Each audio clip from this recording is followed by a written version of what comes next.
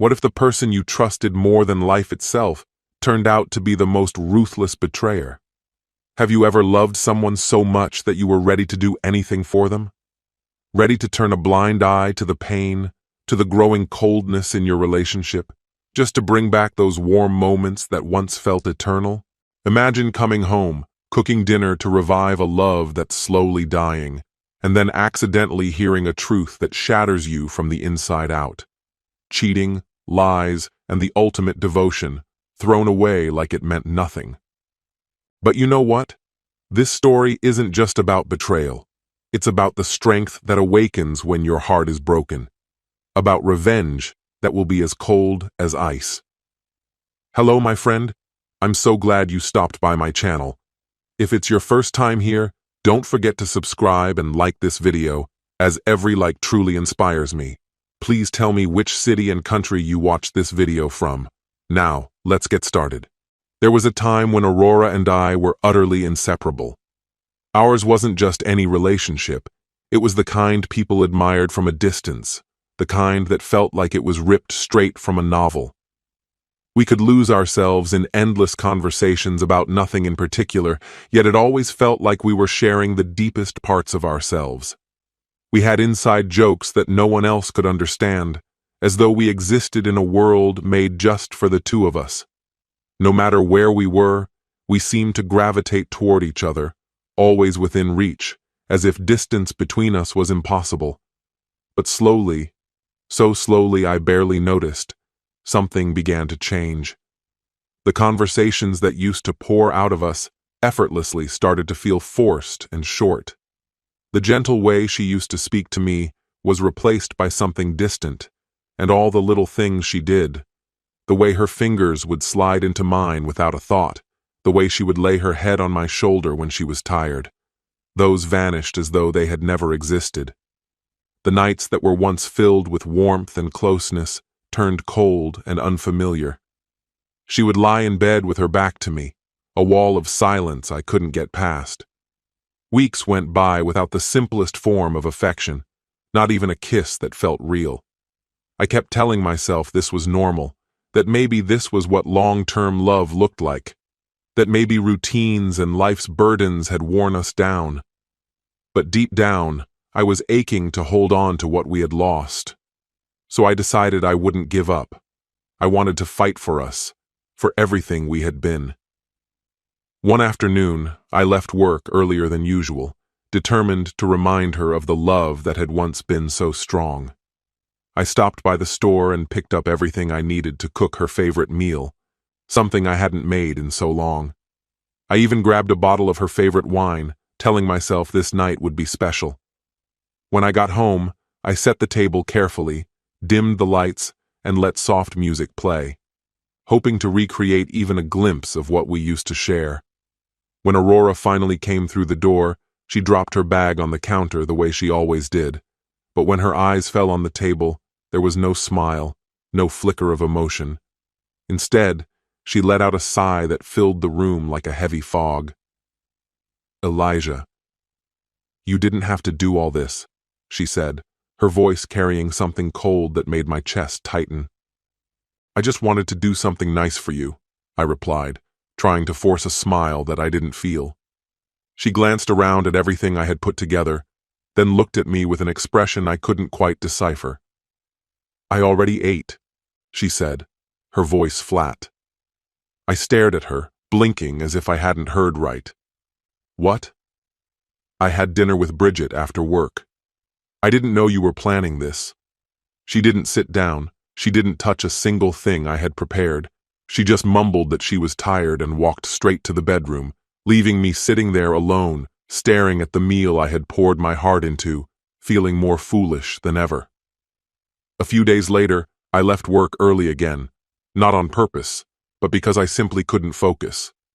My mind felt foggy, my chest heavy like I was carrying around a weight I couldn't set down. Aurora had been distant for months, but after that night, the distance between us felt like a vast, empty canyon. As I drove home, I thought about stopping to buy her flowers, one more effort to reach her, but as I slowed near a flower shop, something deep inside me told me not to bother. No bouquet was going to fix what was breaking. When I walked through the door, the house was eerily quiet. Normally, on her day off, I would have found her lounging in front of the TV or thumbing through her phone. But now, there was nothing. No sound, no movement. Her car was still parked outside, so I knew she was home. Confused, I headed down the hall. That's when I heard her voice, laughing, a sound I hadn't heard from her in what felt like forever. I crept closer, my pulse quickening, an uneasy feeling settling deep in my stomach before I even knew why. "I'm so bored, Bridget. You honestly have no idea," she said, her voice light and playful. "Elijah is just... Ugh, I can't keep pretending." I stopped in my tracks, my body freezing as I pressed myself against the wall to stay hidden. "Even in bed, Bridget," she continued, her voice dropping to a secretive whisper. "I have to fake it every time." A bitter laugh escaped her lips, and on the other end, Bridget laughed too, like they were sharing some private joke. "It's honestly exhausting. I don't even want to sleep with him, but when I do, it's only so he won't start asking questions. God, I can't imagine living like this forever." My hands began to tremble, but I stayed rooted to the spot, every word cutting into me like a blade.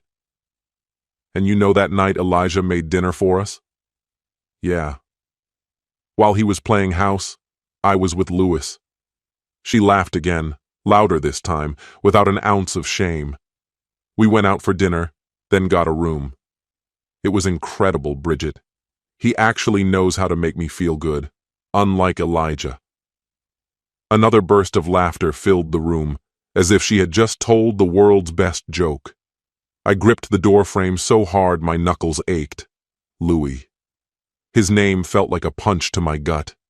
Yeah, we spent the night together. It was everything Elijah could never give me. My stomach churned, my body numb with shock, but I couldn't move. Part of me wanted to burst in and confront her, demand to know if it was true. But another part, one that was sharper, colder, knew I didn't need to ask. This wasn't a moment of anger or a passing confession. It was something deeper, something she had been hiding and now mocking without a second thought. I took a careful step back, doing my best not to make a sound. I didn't need to hear any more. She had already told me everything I never wanted to know. I don't know how long I stood there afterward. Maybe it was a minute, maybe an hour. My mind was a blank slate, my body shaking from something colder than ice. But beneath the shock, something else stirred. It was sharp, it was clear, and it was anger. I realized then that I wasn't some fool for her to toy with and laugh about behind closed doors. I wasn't going to keep playing along while she tore our life apart and made a mockery of everything we had. She thought I was blind, that I would never see past her lies. But she was wrong. She was about to realize just how mistaken she had been. I wasn't going to confront her, at least not yet.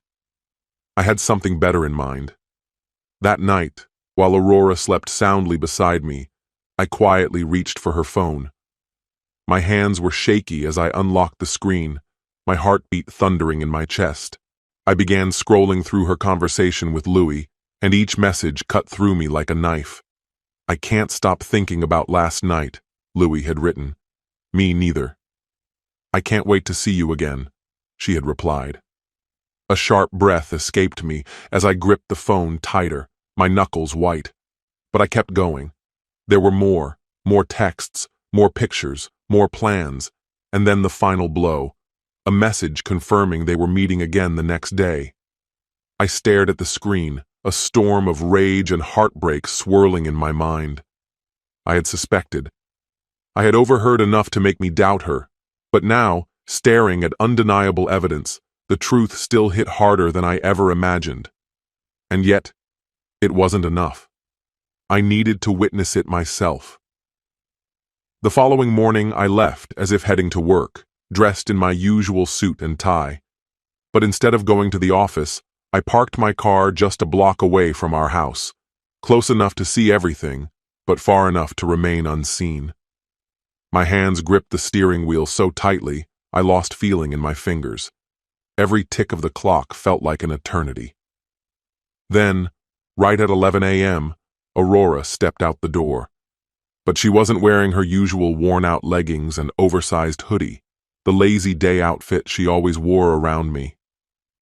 From my car, I watched as she paused on the porch, adjusting her purse strap. No. Today, she was dressed to impress. Tight jeans that hugged her hips, a blouse cut low enough to show off just enough, makeup perfectly done, and a spritz of perfume I hadn't smelled on her in months. She looked incredible. But not for me. Never for me. I swallowed the lump rising in my throat and quietly followed as she drove away. She pulled into a small shopping center parking lot, and for a fleeting second, I tried to convince myself maybe she was just running errands. That hope was crushed when Lewis's car pulled up moments later. He didn't hesitate, didn't look around to see if anyone was watching. The second he got out, he walked straight to Aurora and kissed her.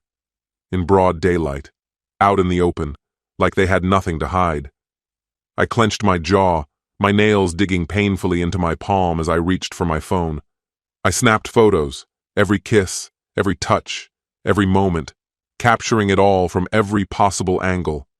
Then, as if twisting the knife deeper, she smiled at him, a smile I hadn't seen from her in years, wide and genuine, and wrapped her arms around his neck, leaning into him like he was her whole world. She laughed at something he whispered, tossing her head back, looking carefree and in love. After a few minutes, they climbed back into their cars and drove off. I already knew where they were heading. I followed them, keeping my distance, my pulse pounding so hard I could hear it in my ears. Part of me wanted to turn the car around and erase what I'd seen, but I didn't. I watched them pull into a rundown motel on the outskirts of town. Nothing classy, nothing subtle, just cheap and easy. They didn't even bother hiding it. Louis got out first and walked around to open the door for her like some kind of gentleman. Aurora stepped out, adjusting her blouse and smoothing her hair. Then, hand in hand, they walked through the motel entrance together. I took more photos. Proof. Concrete, irrefutable proof. But instead of feeling victorious, something colder settled over me. A strange calm, the kind that comes right before everything explodes. I knew exactly how this was going to end. And it wasn't going to be in quiet whispers.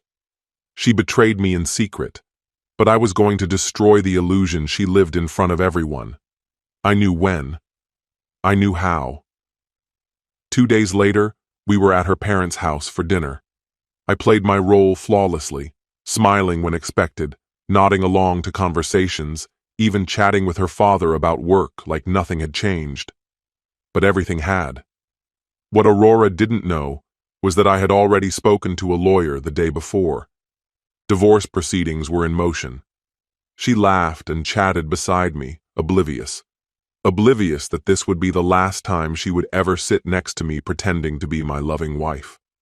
Her parents had always embraced me like their own son, always telling Aurora how lucky she was to have me. Tonight, I was going to show them what kind of woman their daughter really was. After dinner, everyone moved into the living room. Aurora curled up next to me on the couch, leaning into me as though everything was perfect. She laughed at her mom's joke, sipping her wine, completely unaware that her perfect little life was seconds from crumbling. I took a deep breath, steady and sure. "There's something I need to show you all," I said, my voice calm and even. I pulled out my phone, connected it to the TV, and hit play.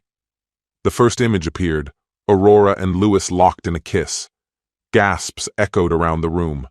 The warmth in the air evaporated, replaced with a suffocating, heavy silence. Aurora's body tensed beside me. Her mother covered her mouth in shock, her eyes wide and brimming with tears. Her father leaned forward, his face hard, his jaw clenched in rage. I let the silence stretch, letting them all fully absorb the betrayal unfolding on the screen. Then came the next image, Aurora and Louis walking into that grimy motel together. "What the hell is this?" her father demanded, his voice sharp and cutting through the thick tension like a blade. It wasn't just anger in his voice, it was betrayal, heartbreak, and disappointment. Aurora's wine glass slipped from her hand, crashing to the floor and shattering into pieces. And in that moment, as she sat frozen in horror, everyone in the room saw her for who she truly was. Her skin was pale as moonlight, her breath shaky as she turned to face me, eyes wide with disbelief. "Elijah," she began, but I cut her off, my voice sharp and cold. "Save it, Aurora. I know everything now, every lie, every time you betrayed me. You were with him that night, while I sat at home, waiting, preparing dinner for us. I know it all." Her mouth opened like she was about to speak, but nothing came out. The heavy silence was shattered when her father shoved his chair back, the legs scraping loudly against the hardwood floor. He stood up abruptly, his face burning with fury as he glared at her. "Tell me this isn't true," he growled. Aurora's throat moved as she swallowed hard, her eyes darting between me, her parents, and the muted TV in the background. There was nowhere left to hide. Her hands trembled in her lap, betraying the calm she tried to fake. "Dad, Answer me!" he barked, his voice echoing off the walls, causing her to shrink back like a child caught red-handed. She hesitated for a moment longer before forcing out a whisper. "Yes." Her father let out a harsh breath, his face twisting in disgust as he shook his head in disbelief. "I didn't raise you to be like this." Her mother sat stiffly on the couch, her eyes brimming with tears, the weight of her disappointment thicker than any accusation. "Mom, please," Aurora tried to say, but her mother turned her head away, silent, her eyes glassy. Then her father's voice cut through the air, sharp as a knife. "You destroyed your marriage for what? Some meaningless affair?" Aurora didn't move, her eyes glistening as tears started to fall. "But me?" I felt empty. No rage, no grief, just a hollow void where love used to be. She reached toward me, her hand shaking, her voice desperate, as though she still believed this could be fixed. "Elijah, please. Can we just talk? Alone?" I stepped back, my face expressionless. There's nothing left to say. Her lower lip trembled, her eyes begging me to reconsider. "Please." I turned to her parents, speaking calmly, though my heart felt like stone. "You've always treated me like family, and I'll always be grateful for that.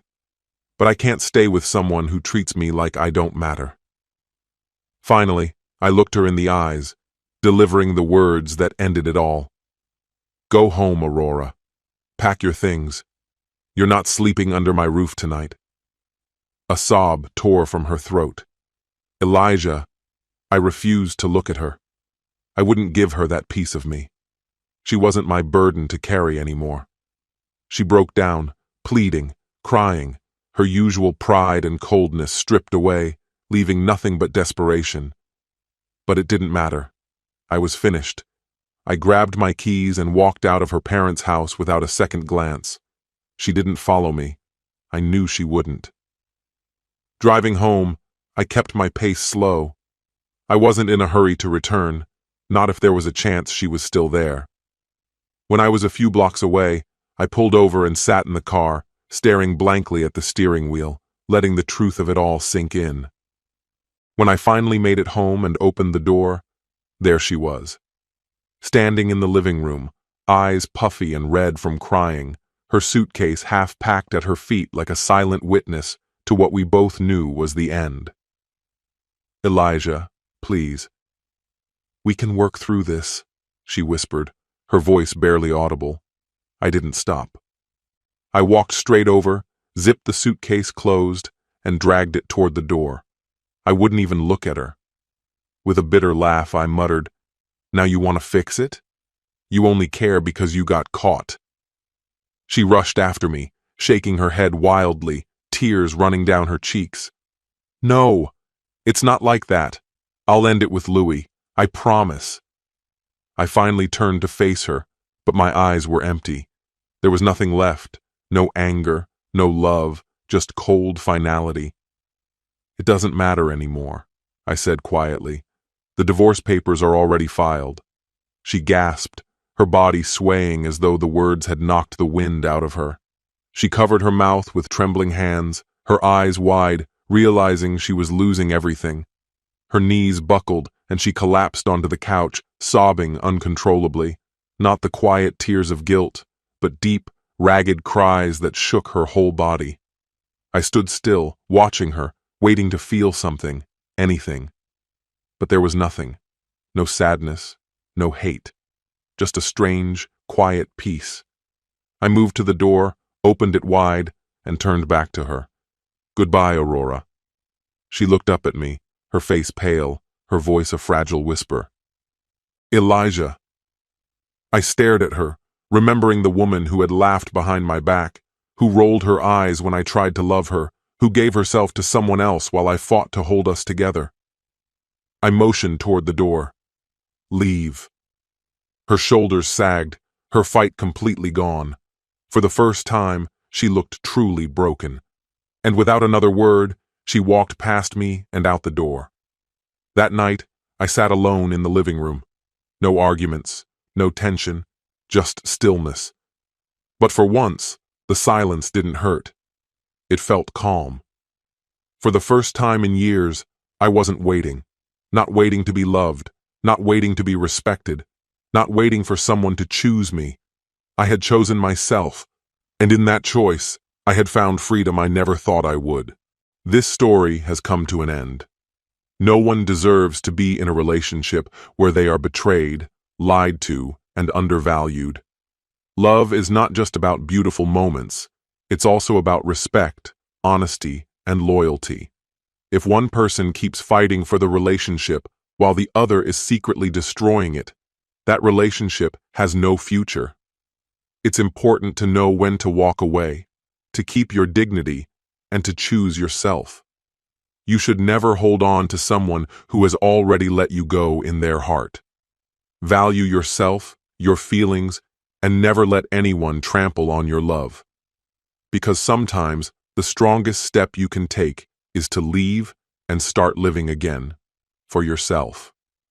What's your opinion? Share it in the comments, my friend. And if you liked this story, check out other exciting videos on my channel. I'll say goodbye until the next video. See you. 4 years together, unconditional trust, wedding plans, seemingly the perfect love story. But one trip to Miami changed everything. A few missed calls, excuses, strange little details, and suddenly, doubts start creeping in. And then, the sound of a man's voice on the phone. A coincidence? Or the beginning of the end? The deeper the protagonist digs, the more terrifying the truth becomes. Love or betrayal? A random mistake or a carefully hidden double life? And most importantly, how far is he willing to go to uncover the truth and take his revenge? Hello, my friend. I'm so glad you stopped by my channel. If it's your first time here, don't forget to subscribe and like this video, as every like truly inspires me. Please tell me which city and country you watched this video from. Now let's get started. When Emma said yes, it felt as if I had reached the pinnacle of my existence. After 4 incredible years together, I had no hesitation. She was my forever. What we shared felt extraordinary, something unshakable. Every little detail about her made me fall even harder.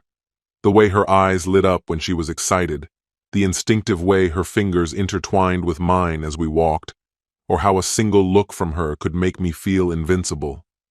We wasted no time diving into wedding plans. Emma took the reins, and I let her. Seeing her excitement was enough for me. Marrying her was all that mattered.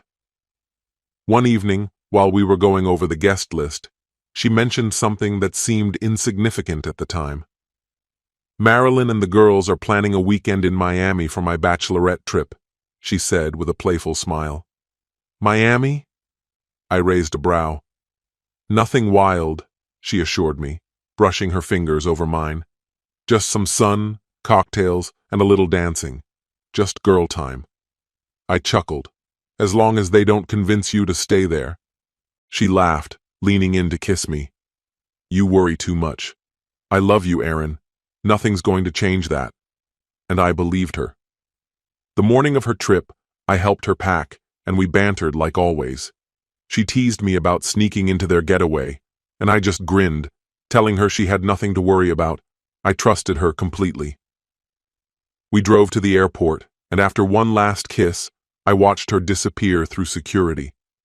I had no way of knowing that moment would be the last time I looked at her without the weight of doubt pressing against my chest. That first night felt normal. I sent her a quick message before bed, and her response came almost immediately. Good night, babe. Miss you already. That was all I needed. She was thinking of me and everything was fine. But the next day, something felt off. I called her that afternoon, just a quick check-in. No answer. Maybe she was at the beach, her phone tucked away in her bag. Nothing unusual. Hours passed. I sent a text. Hey, hope you're having fun. Call me when you get a chance. Silence. Evening arrived. Still nothing. Emma had never been the type to ignore her phone. Even during nights out with friends, she always made time for a quick message or a voice note. Something. But now, nothing. By 10 p.m., unease settled deep in my gut. I called again, straight to voicemail. Was she okay? Had something happened? Or was there another explanation? I tried to push the thoughts away. Maybe she'd had one too many drinks and crashed early, forgetting to plug in her phone. The next morning, my phone finally buzzed. Emma. I grabbed it without hesitation. Emma? My voice was tight. She sounded groggy, as though she had just woken up. Hey, babe. Sorry, I knocked out early last night. We were exhausted from the beach. I exhaled slowly, trying to push down the uneasy feeling still lingering. We chatted for a few minutes, just small talk. It felt normal, almost enough to make me forget the silence from the night before. Then, just as we were about to hang up, I heard it. A man's voice. Quick, muffled, but unmistakable. And then the call cut off. I froze. My stomach churned. I called her back instantly. It rang a few times before she answered. Hey, she said, suddenly more awake. Who was that? My words came out sharper than I intended. What? She asked, feigning confusion. I heard a guy's voice before the call ended, I said, my pulse hammering. Who's with you? There was a pause, just long enough for my chest to tighten before she finally responded. Oh, she said quickly. That was just hotel staff. They were dropping off breakfast. I frowned.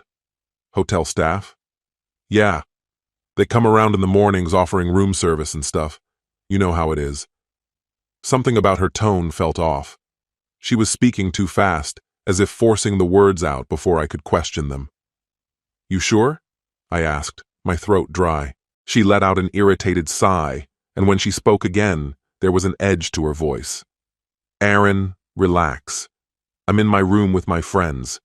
You're being paranoid. I wanted to believe her. I needed to believe her. So I swallowed the doubt clawing at me and forced myself to let it go. All right, I muttered. Enjoy yourself. Her voice felt distant, almost hollow, and the quick, unconvincing love you before the line disconnected didn't sound like her at all.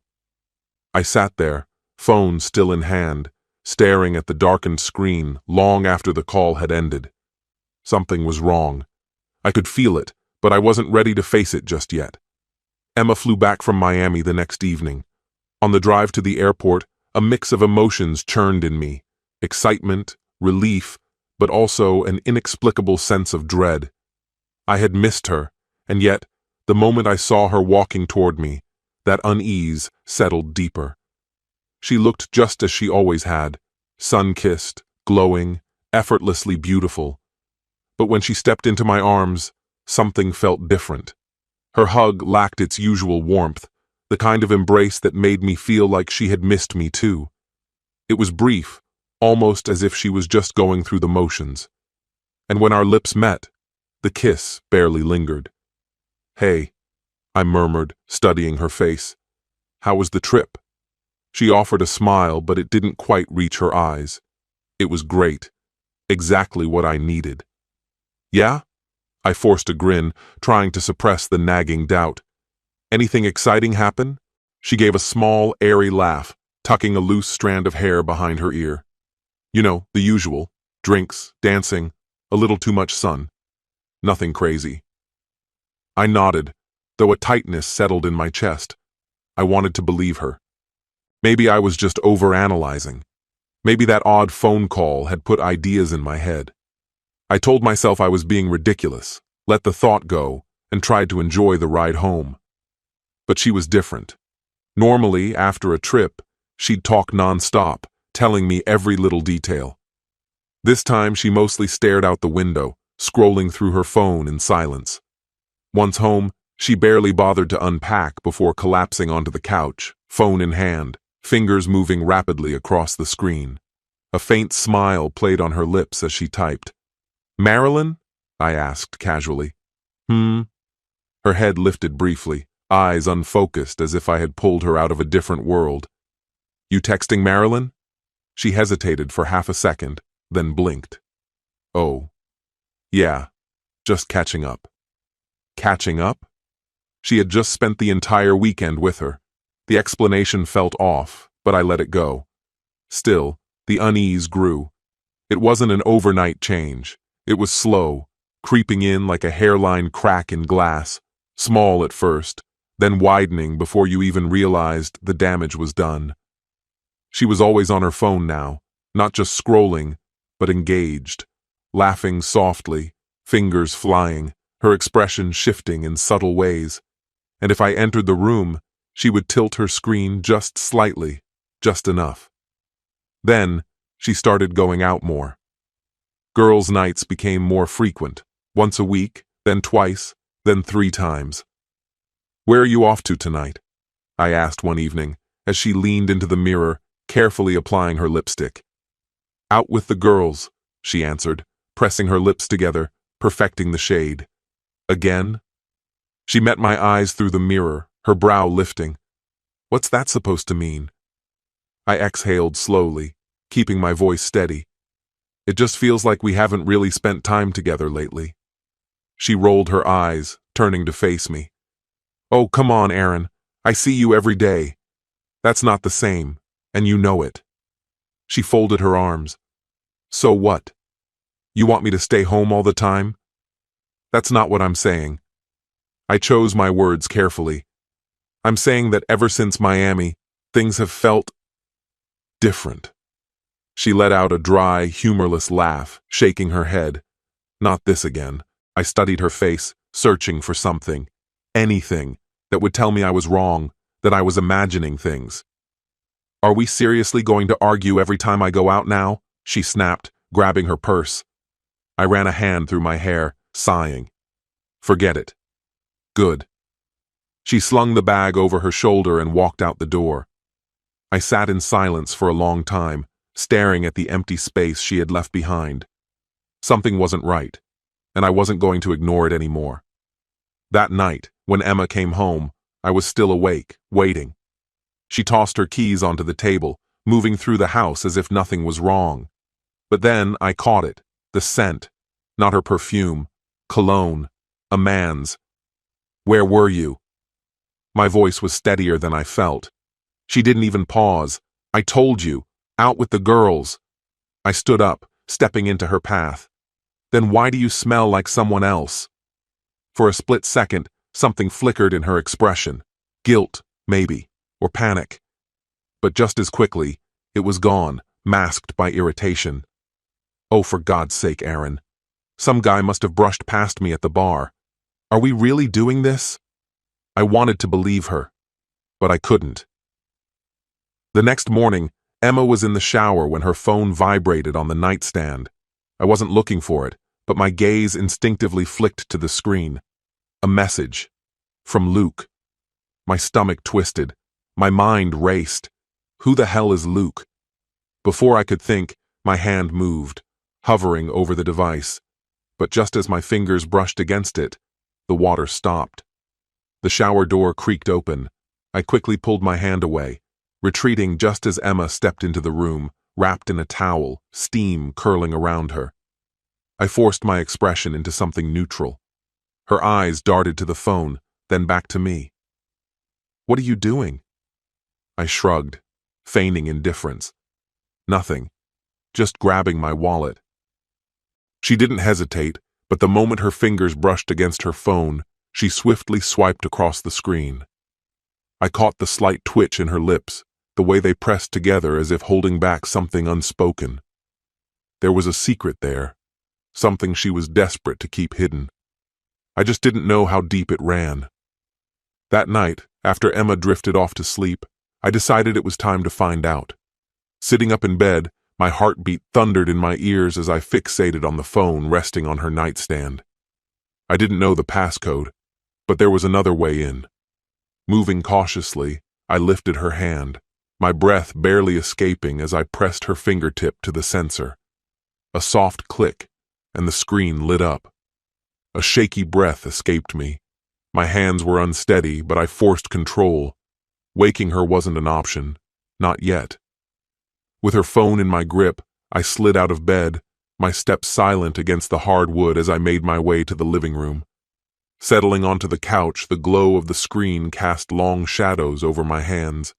At first, everything seemed ordinary. Chats with friends, work-related exchanges, nothing out of place. But then, I saw it. His name. Luke. A lead weight formed in my stomach as I hovered over the message thread, an invisible force tightening around my chest. I tapped into the conversation, and my world crumbled. It started harmlessly, teasing messages, inside jokes, compliments that lingered a little too long. But as I scrolled, the truth bled through. Pictures, videos, Emma, in bed, with him. My fingers clenched around the phone, my breath coming in shallow bursts. Even as the edges of my vision blurred, I kept going, unable to stop myself. Then I found more. A video.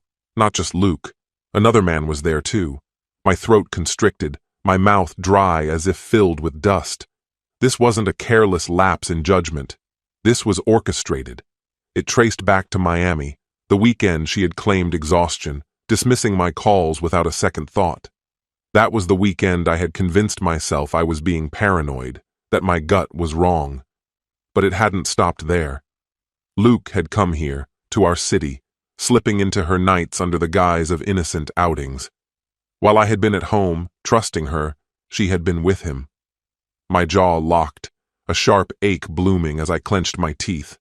My grip on the phone tightened, fingers pressing against the screen as if I could crush the betrayal out of existence.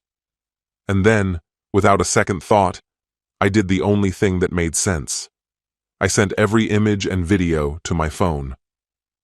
Once the transfer was complete, I erased the conversation from hers. She wouldn't know I had seen it. Not yet. Because I wasn't going to confront her. I was going to destroy her. And by morning, my plan was in motion. Emma moved through the day as if nothing had changed, blissfully unaware that I knew everything. When I casually mentioned inviting her parents over for dinner, she didn't even pause.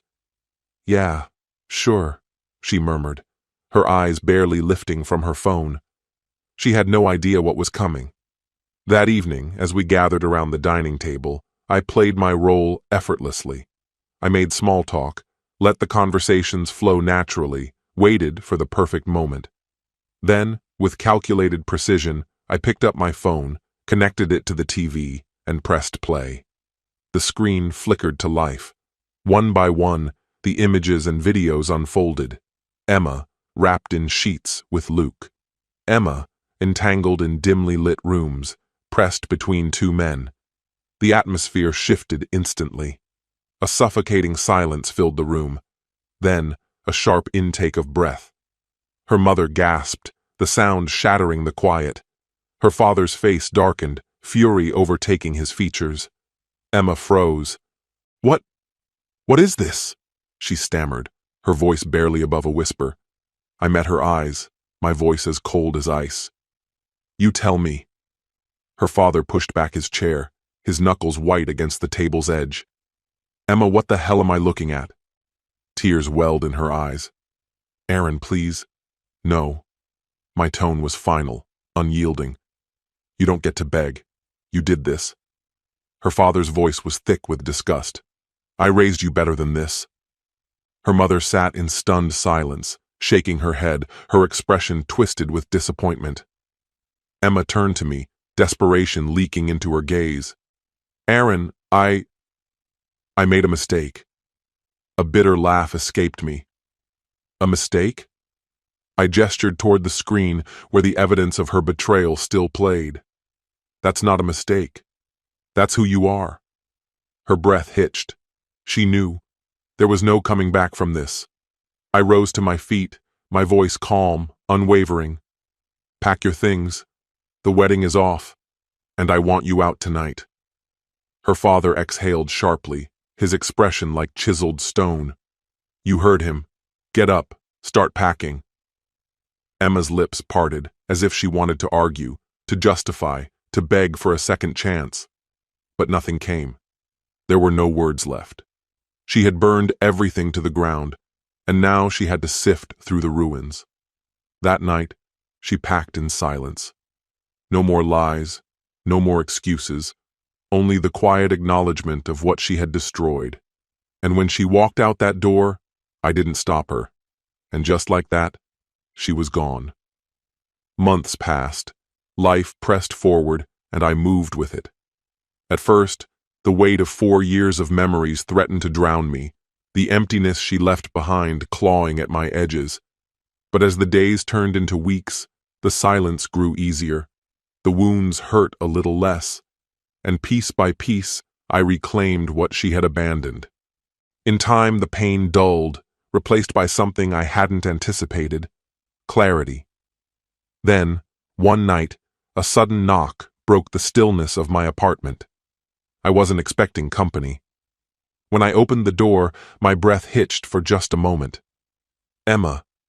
She wasn't the same. There was an exhaustion in her posture, a heaviness in her gaze. Her eyes, puffy, red-rimmed, held back tears that hadn't yet fallen. Aaron, she said, her voice barely above a whisper. Please, let me fix this. Regret clung to her words. I was reckless. I made a terrible mistake. I said nothing. She swallowed hard, her eyes searching mine, pleading. I tried to move on, she confessed, voice faltering. I dated, but it never worked. No one ever felt right. A breath in, a shuddering sigh out. It's always been you, she murmured. And now, I finally understand that. I just looked at her. The woman I had once loved more than anything stood before me, a stranger wrapped in sorrow and longing. But it didn't matter. Not anymore. No resentment. No grief. Just emptiness. That was the moment I knew. My voice was calm when I spoke. Go. Don't come back. Her lips parted, as if to protest, to plead. But then, she saw it. The certainty in my expression. It was done. Without another word, I shut the door. On her. On everything we had been. And for the first time in longer than I could remember, I felt free. This story has come to an end. Love should be built on honesty, respect, and mutual devotion. But when lies and secrets emerge, a relationship turns into a game with a predetermined outcome. It's important to trust your intuition and not ignore the warning signs. Sometimes it's better to let go than to hold on to something that has long lost its meaning. And most importantly, remember, betrayal does not define your worth. It reveals the weakness of the one who betrayed you. Take care of yourself and choose those who choose you. What's your opinion? Share it in the comments, my friend. And if you liked this story, check out other exciting videos on my channel. I'll say goodbye until the next video. See you.